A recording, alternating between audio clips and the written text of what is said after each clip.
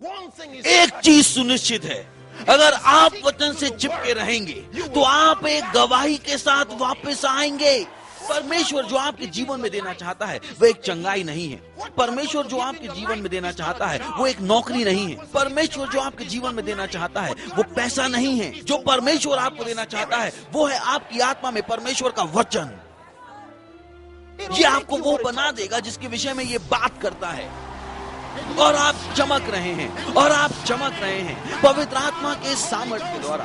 आप चमक रहे हैं पवित्र आत्मा के सामर्थ्य के द्वारा। आप चमक रहे हैं और कुछ भी आपको नहीं रोक सकता है। ये आपका मौसम है, ये आपका समय है। कुछ भी आपको नहीं रोक सकता है। ये आपका समय है, ये आपका समय है। लाभ आपका है।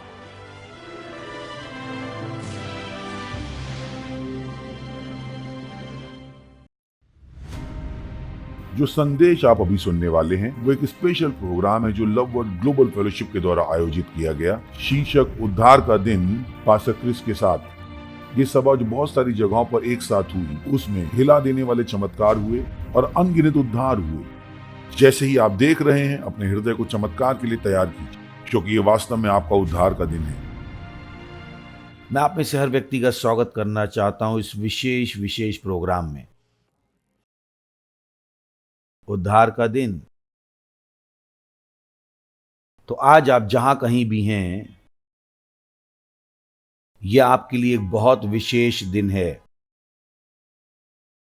एक विशेष दिन परमेश्वर से विशेष आशीषों के लिए। यह है उद्धार का दिन। परमेश्वर आपको आशीष देना चाहते हैं विशेष रूप से।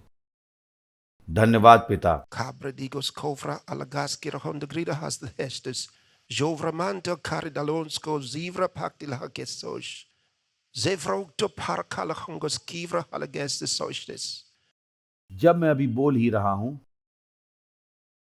परमेश्वर का आत्मा अद्भुत कामों को कर रहा होगा जहां कहीं आप हैं वहां पर, क्योंकि उसे आपकी जरूरत पता है। वो जानता है कि आप वहां पर क्यों हैं। उस हॉल में वो लोग जो आज स्टेडियम में हैं, वो जानता है कि आप क्यों सुन रहे हैं, आप क्यों आज सहभागिता कर रहे हैं। उसे आपकी जरूरत पता है और वो आपसे मिलेंगे आपकी जरूरत के समय पर। ये उद्धार का दिन है और आप जानते हैं बहुत सी बार ऐसे लोग होते हैं जो उद्धार को गलती से छुटकारा समझ लेते हैं। और आप जानते हैं कि छुटकारा जो दासों को मिला था,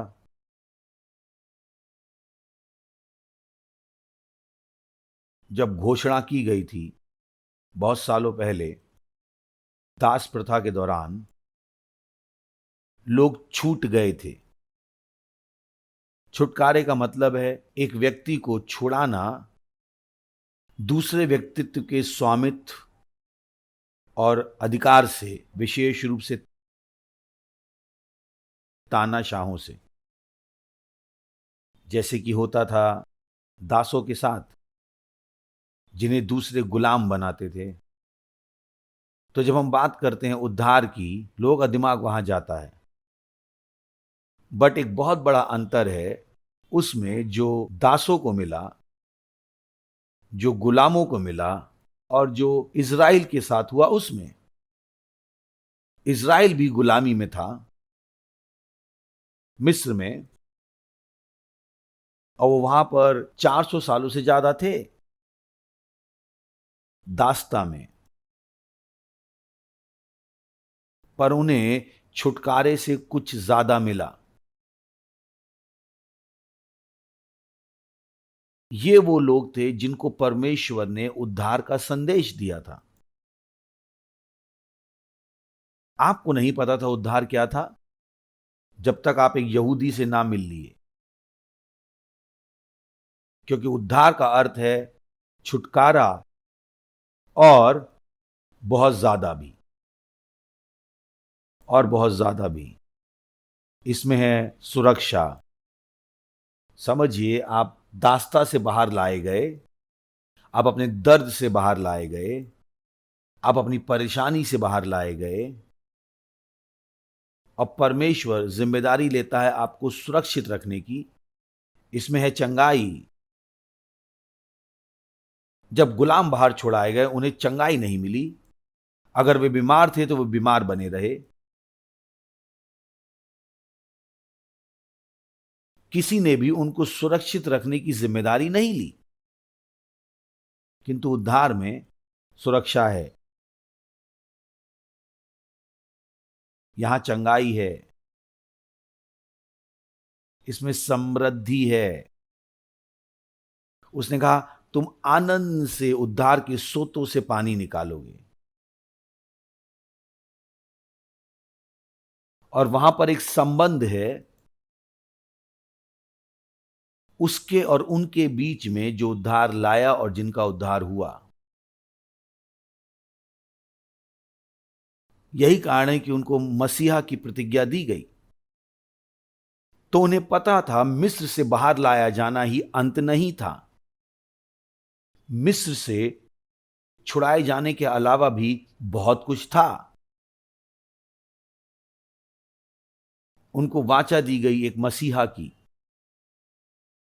मैं आज आपसे कुछ शब्द कहना चाहता हूं इस संबंध में। मैं आपके लिए पढ़ना चाहता हूं लूका के सुसमाचार का 2 अध्याय, बाइबल का एक ऐसा भाग जो हम में से बहुत से लोग पूरे विश्व में क्रिसमस के समय पढ़ते हैं। पर यह क्रिसमस के मौसम के लिए नहीं लिखा गया था। यह लिखा गया था हमें जानकारी देने के लिए, ताकि हम उन लाभों का आनंद मना सकें इस संदेश का। चलिए पढ़ते हैं 10वें वचन से, संत लूका का सुसमाचार 2 अध्याय। मैं आपको पृष्ठभूमि बताता हूं। यह वो समय था जब यीशु पैदा हुए थे बेथलेहम में। और बाइबल हमें बताती है कि इस अवसर पर, इस रात में वहां गड़रिये थे जो अपनी भेड़ों का ध्यान रख रहे थे। रात में वो उन पर पहरा दे रहे थे और परमेश्वर का एक स्वर्गदूत आया उनसे मिलने के लिए। निश्चय ही वे डर गए थे। सुनिए स्वर्गदूत के संदेश को 10वें वचन से। तब स्वर्गदूत ने उनसे कहा, मत डरो, क्योंकि देखो मैं तुम्हें बड़े आनंद का सुसमाचार सुनाता हूं जो सब लोगों के लिए होगा। ना केवल इज़राइल के लिए पर सब लोगों के लिए। आनंद का सुसमाचार जो सब लोगों के लिए होगा। परमेश्वर की महिमा हो। सुसमाचार बड़े आनंद का, सब लोगों के लिए, हर व्यक्ति के लिए। जहां कहीं आप हैं, यह अच्छा समाचार आपके लिए है। यह आपके लिए है। तो मैं फिर से पढ़ूंगा और फिर अगले वचन में जाऊंगा। तब स्वर्गदूत ने उनसे कहा, मत डरो, क्योंकि देखो मैं तुम्हें बड़े आनंद का सुसमाचार सुनाता हूं जो सब लोगों के लिए होगा, कि आज दाऊद के नगर में तुम्हारे लिए एक उद्धारकर्ता जन्मा है, और यही मसीह प्रभु है। यह असाधारण है। और इस वचन में समाहित है पूरा सुसमाचार। मैं चाहता हूं आप ध्यान से सुने, क्योंकि इस संदेश के साथ आपका जीवन आ जाएगा एक स्थायी जगह में आशीषों की। देखिए कि आज दाऊद के नगर में तुम्हारे लिए एक उद्धारकर्ता जन्मा है। नंबर 1, वो एक उद्धारकर्ता है। इसका मतलब है एक दैवीय छुड़ाने वाले। इसका अर्थ है वो जो उद्धार को लेकर आता है, जो अभी मैंने आपको बताया। वो जो आपको एक स्वतंत्रता के स्थान में लाता है, आजादी, सुरक्षा, चंगाई और स्वास्थ्य और समृद्धि। वह जो चरवाहे की तरह आपका ध्यान रखता है। एक उद्धारकर्ता। कितना अद्भुत संदेश, कितना अद्भुत संदेश स्वर्गदूत से। उसने कहा तुम्हारे लिए, वो आपके लिए जन्मा था, वो आपके लिए जन्मा था, तुम्हारे लिए आज जन्मा है दाऊद के नगर में एक उद्धारकर्ता। वो उद्धारकर्ता हैं, वे आपके लिए जन्मे थे, आपको बचाने के लिए, आपको परेशानी से बचाने के लिए, आपको पाप से बचाने के लिए, आपको मृत्यु से बचाने के लिए, आपको विनाश से बचाने के लिए, आपको उनसे बचाने के लिए जो आपका विनाश करना चाहते हैं, वो जो आपको नुकसान पहुंचाना चाहते हैं।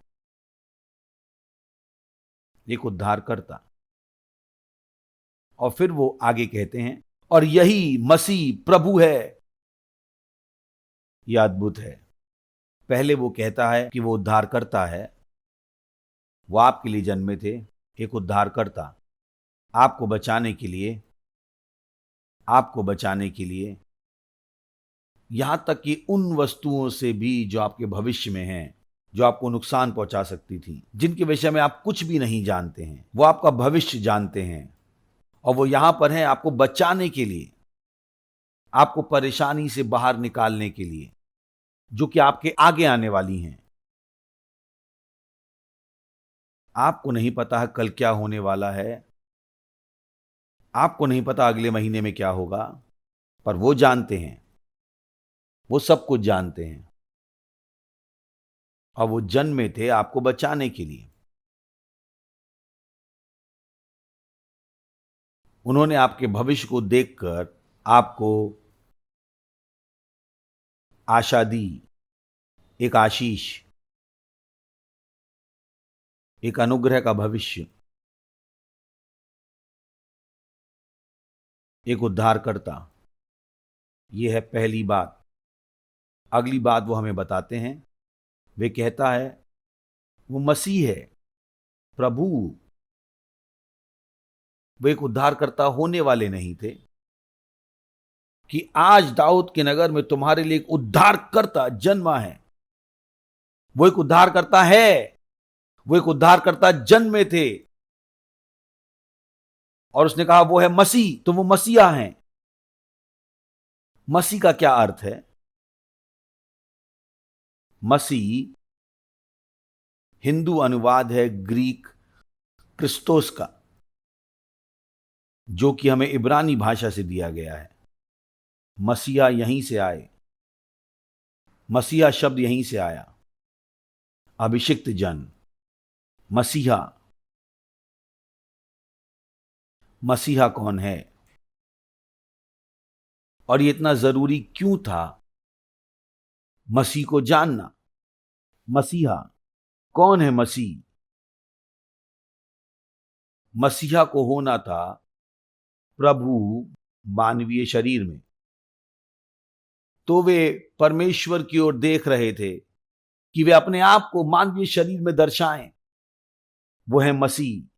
तो जब आप कहते हैं यीशु मसीह या यीशु मसीह, आपका अर्थ है यीशु परमेश्वर का पुत्र, और परमेश्वर के पुत्र का अर्थ है परमेश्वर मानवीय शरीर में। वो है मसीहा। क्या आप जानते हैं कि वो इसीलिए क्रूस पर चढ़ाए गए? उन्होंने इसके लिए उसकी निंदा की, क्योंकि महायाजक ने उससे पूछा, उसने कहा हमें बताओ क्या तुम मसीहा हो, परमेश्वर के पुत्र? यीशु ने कहा हां, और महायाजक ने कहा ओ, ये निंदा है, अब हमें कोई और प्रमाण नहीं चाहिए। उसने लोगों से कहा तुमने अपने आप ही सुन लिया है। उसने अपने आप को परमेश्वर का पुत्र कहा। यीशु की निंदा की गई मृत्यु तक, दो अपराधों के लिए। जो सबसे पहला है वो ये है कि उन्होंने घोषित किया अपने आप को परमेश्वर के तुल्य, कि वो परमेश्वर के पुत्र थे। परमेश्वर मानवीय शरीर में। तो उन्होंने कहा, नंबर 1, तुमने अपने आप को परमेश्वर की तुल्य ठहराया है, तुम्हें मरना पड़ेगा। उन्होंने कहा, यह निंदा है, निंदा है। अगर आप पढ़ेंगे, चलिए मुझे आपको दिखाने दीजिए कुछ सरल वचन यूहन्ना के सुसमाचार के 10वें अध्याय में। देखिए 33वां वचन।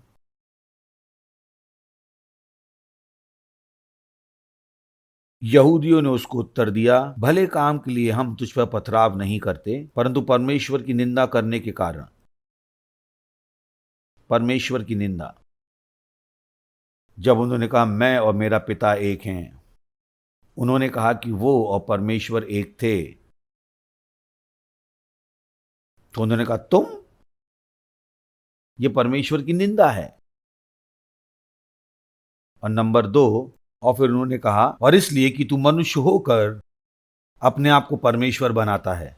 उन्होंने कहा तुम एक मनुष्य हो और अब तुमने घोषणा की है कि तुम परमेश्वर हो। पर वो सच्चाई में परमेश्वर के पुत्र ही थे। उन्होंने इसलिए उनका तिरस्कार किया।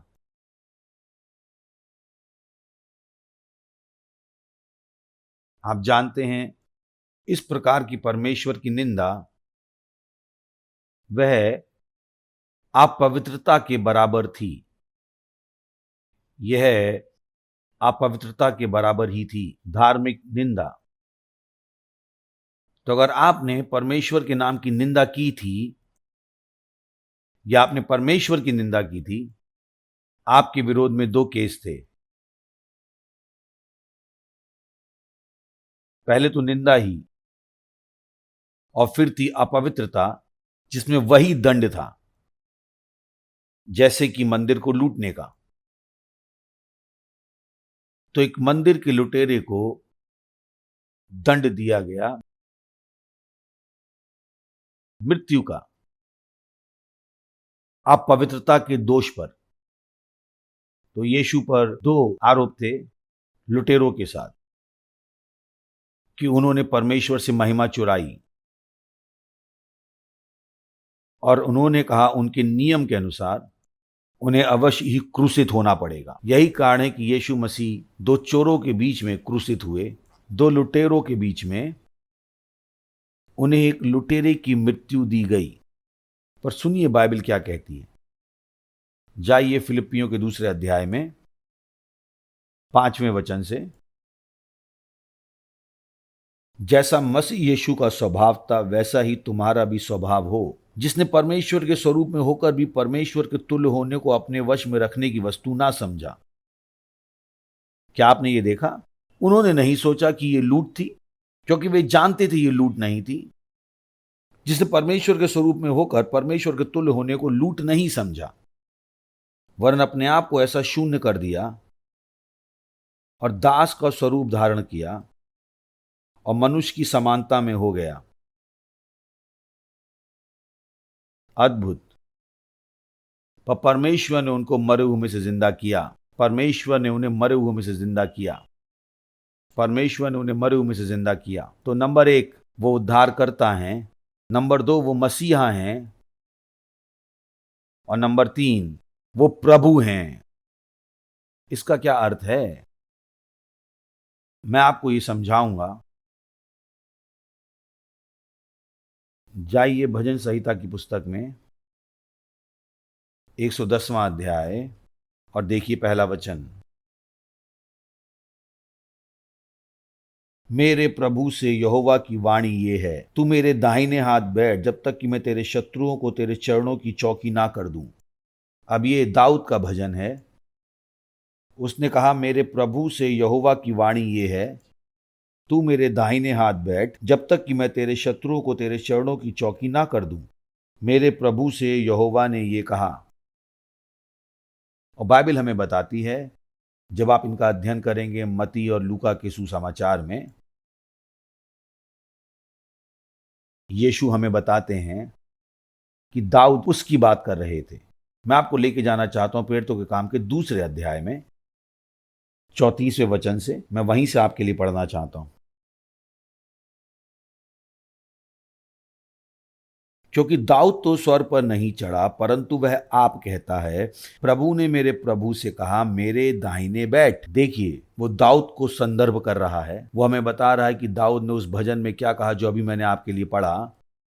प्रभु ने मेरे प्रभु से कहा, मेरे दाहिने बैठ, जब तक कि मैं तेरे बैरियों शत्रुओं को तेरे पांव तले की चौकी ना कर दूं। देखिए अगला वचन, अतः अब इज़राइल का सारा घराना निश्चित रूप से जान ले कि परमेश्वर ने उसी यीशु को, जिसे तुमने क्रूस पर चढ़ाया, प्रभु भी ठहराया और मसीह भी।